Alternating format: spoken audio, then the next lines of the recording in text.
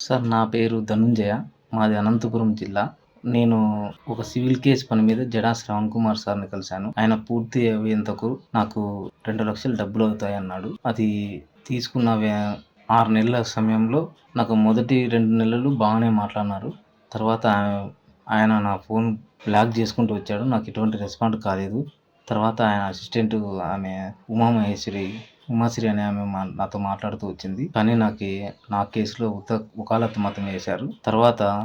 1,00,000 నేను డబ్బులిచ్చాను. రూ. 1,00,000కి గాను నా డబ్బులు నాకు వెనక్కియ్యండి. నా కేస్ వెనక్కివ్వండి అని అడిగాను. నేను విజయవాడకి 2 సార్లు వెళ్ళగా నా ఖర్చులు పెట్టుకునే వెళ్ళాను. నాకు 65,000 డబ్బులిచ్చారు. మిగిలిన డబ్బులు ఖర్చయిపోయినాయి అంటున్నారు. నేను దాని ద్వారా రిక్వెస్ట్ చేస్తూ వచ్చాను. వాట్సాప్ కాల్ ద్వారా నాకు కాల్ చేశాడు.